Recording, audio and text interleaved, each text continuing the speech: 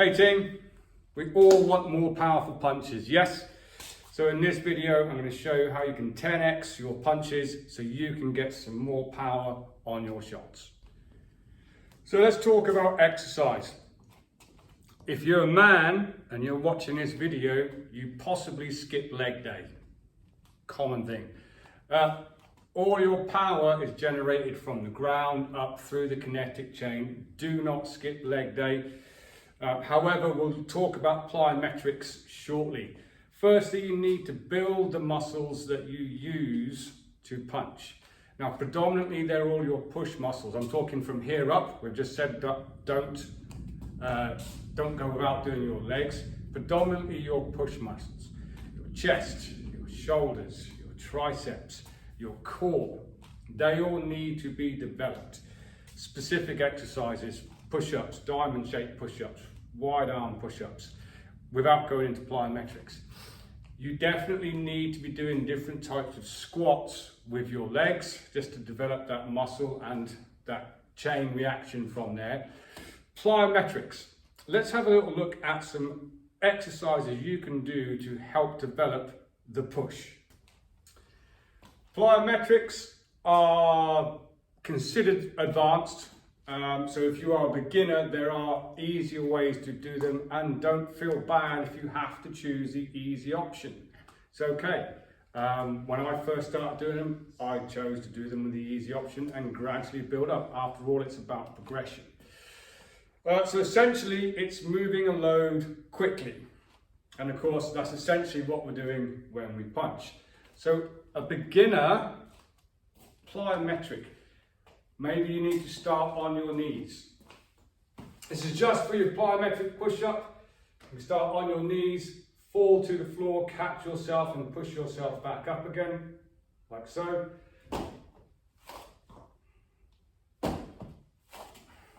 Essentially, that's pushing your load up quite quickly.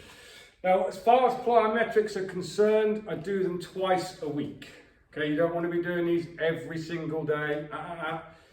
Do your other workouts, your normal push-ups, your pull-ups, whichever. Plyometrics twice a week. You can advance that by going on your toes. There is an even easier option. I honestly do this at home. Maybe I'm a bit ADHD, I don't know. If I put the kettle on, I get bored. I'm like, oh. There's no worktop here, so I can't do it to show you. But basically, I will fall onto the worktop and push myself off and do some really basic plyometrics while I'm waiting for the kettle to boil. Yeah, kettle time workout. Plyometrics with your legs, well, it could be as simple as a bodyweight jump squat. Yeah, super easy. Bear in mind that is where your power comes from. They can get quite boring. We have a few different variations that the guys do here with the intervals. If you can do your sideways toe taps, half of a jumping jack, stick a plyometric squat in the middle. We have this little footwork scenario that we call corners of the box, where you imagine there's a box. Around you go to the corners, back to center, back to the corners. Put that into a plyometric squat as well. We have a similar one called fronts and backs. Same scenario, imagine there is a box around your feet. You go to the front of the box, center of the box, back of the box, front of the box. Do the same with your squats. Okay, it's a form of plyometric squats. It's going to help build that kinetic chain power. Let's look at a couple of other exercises to help develop that power. Okay, resistance bands and medicine balls. They all work really well. Simple exercise. My medicine ball is down here, so forgive me a second while I disappear. It's an 8 kilo medicine ball. They do come in lighter weights, they come in heavier weights. So essentially what you're trying to do is get a force from this position out as quickly and powerfully as you can. Simple thing to do, a medicine ball. There's a technique to this. You don't just want to be like, because that's not how you throw a punch, sits by your chin. I'm southpaw, I'll do it this way. Yeah, and I'm simply gonna throw it up the gym. And repeat over and over again. It will get easier and easier and easier. Mark how far the ball has gone to its landed so you can see if you're progressing from there. Trusty resistance bands. Mine happens to be hooked onto the boxing ring. It is only the thinnest one we have. Okay, so don't be, oh, I've got to use a big one because I'm a man. No. Resistance bands. How you hold it is entirely up to you, whether you put it around your hand. I personally like to loop it around my thumb. Get a bit of a stretch on the band, get in your boxing stance, get the band out as quickly as you can, but hold it for a couple of seconds.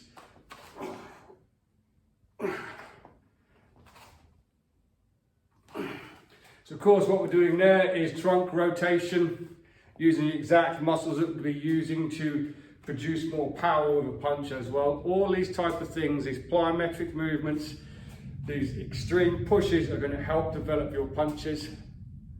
Technique as well. Let's have a quick look at that. So I'm primarily talking about your straight backhand, whether you're an orthodox or whether you're a southpaw. Your straight backhand, we assume that's your power shot. There's lots of things we can do for hooks as well. We'll look at that in another video. So technique is one of the main things, particularly as a beginner boxer. Your technique has to be correct. There's no point going up to a punch bag and just whacking the hell out of it, trying to think you're going to get a better, stronger punch, and all you're really doing is swinging or doing that horrible. Technique is paramount, and understanding the kinetic chain. So I'll go over this again. We have talked about it in previous videos, but first thing first, your stance has to be correct. If you don't have your toe heel alignment, if you're two bladed, i.e. you've got one foot behind the other, it's going to happen, your hip is going to get stuck. Okay, it's not going to give you a full rotation, therefore you will lose distance, therefore that will cause you to lean. Chances are you're going to lose the power of your punch. So make sure you have a good stance. Feet underneath your hips. Right-handed people. Take your right leg back. Turn your front foot heel out. Turn your rear foot toes out. You now have toe heel aligned and a good position. Soft knees. You can't do this with straight legs because you've got nothing to push from. Remember, it starts from the ground and travels up. Okay, soft knees. Hands up, chin down, elbows tight, shoulders bladed. Okay, you want around about 60% weight on your back foot. Okay, so if I'm in a stance here, I don't want to be 50-50. If I'm going to be delivering that big backhand, I want a bit more weight on the back foot. The first thing that happens is pressure builds up through the big toe and the whole chain starts. Too many people, when they're trying to throw a big shot, the hand is the first thing that moves. Okay, they're here and they go, hand is the first thing that moves. No, the hand is the last thing that moves. If you look carefully, first thing that happens, you can see the chain start to move by pressing through my big toe. Then the hip goes, then the shoulder goes. The last thing that happens is the hand goes.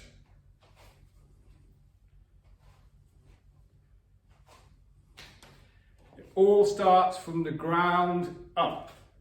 Yeah? Foot, knee, hip, shoulder, hand. That's the last thing that moves. And of course, repetition, repetition, repetition. You need to do this over and over and over again, concentrating on your technique. So let's look at a little drill you can do on the bag to make sure you're getting that all correct. Okay, so bear in mind, I'm a southpaw, so this is my jab hand, but I'll do orthodox because the majority of you are orthodox. So you need to really concentrate on what you're doing here. It's not just try and hit.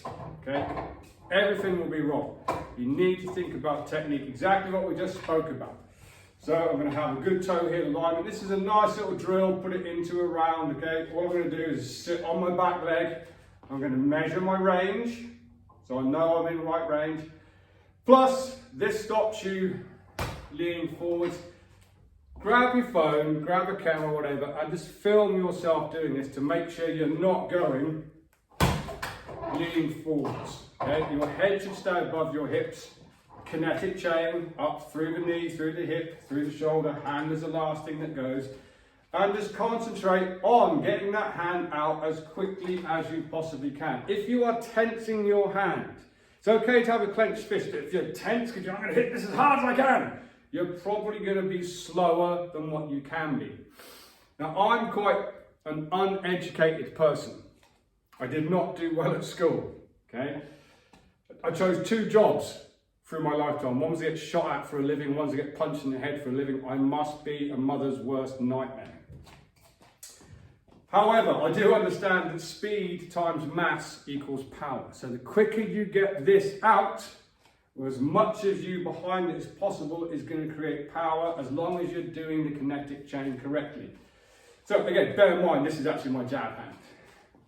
What I want to be doing is measuring my range, driving from that back leg, a good rotation, engage the core, the hand is the last thing that moves, and just work this over and over.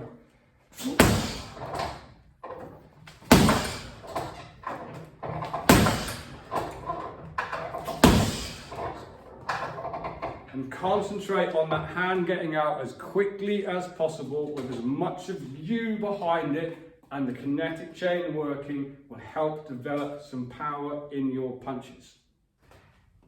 Your core is going to play a big part in this as well. So make sure you're not just doing sit-ups, okay? Because then, okay, so it looks good, assuming that you can develop more than a couple of abs here. Again, resistance bands, phenomenal for working on your power.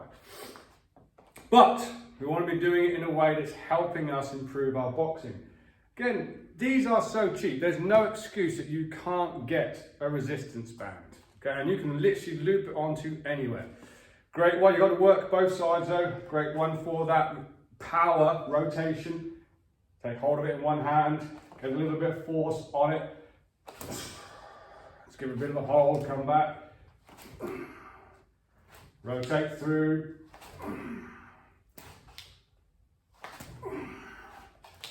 Do it on the other side, and of course you're looking to get that rotation as quickly as possible. Again, a slight isometric hold once you're at the full rotation, and then come back and do it again. These are all things that you should be incorporating into your workouts, not on a daily basis, but definitely on a weekly basis. So again, all of your power comes from your legs. Now, unfortunately, due to the injuries I've sustained over 40 years in combat sports, I can't actually do this one particularly well. So I'll give you a demonstration. Instead of doing the whole thing, I have compressed spine, I have some slipped discs that keep herniating and bad trouble in my neck, although the neck doesn't actually go into this. But distance jumps. Again, all your power comes from your legs. Grab a line. This will not be great. Into a squat position and travel as far as you can. Now, I know that wasn't particularly great. If I'd have done it properly, it would have hurt and I probably wouldn't be able to walk for a couple of days. But that is generating force, taking a muscle through a compressed state and then elongating, stretching that muscle, developing power through your legs. They're all going to help your power punches. Do not forget, your power comes from your legs. Don't skip leg day. Now, I've said at the start of this video that it's your pushing muscles that you need to develop. However, we do need all-round conditioning. You don't want to be the look of a bodybuilder to be a successful boxer. Some people get on with that, okay. Too much muscle will slow you down, so we want to be functional with our muscle as well. So if it's all the push muscles that help us develop a good punch, then it's probably a good idea that you want to be working your pull muscles as well, but not for the reason why you think. So your biceps. What you don't want to be doing is overextending your punch. Your biceps are there to get the snap back again as well. So don't think just because I said also your push muscles that you need to forget about your biceps. And just train them in a normal way. Bear in mind, there's two types, although you can call it three, you know, by two. Yeah, hammer curls, normal curls, brachial curls as well, which where I'll have a dumbbell and I'm lifting my palm towards the side from there. It's all going to help develop those muscles, almost your stopping muscles as well, okay, because you need to get that shot back again. If you're getting the punch out powerfully, you need something to bring it back as well, otherwise you're constantly going to overextend from there. So don't forget to train your biceps. Plyometrics, twice a week, including plyometric core work. Do your other core work on the other days, okay? You need some good resistance to work, develop those muscles, because it's exactly the same when you're throwing that punch. That if I was doing it from an orthodox point of view, I know I have no resistance band right now, and I'm here. It's exactly the same movement when I do here.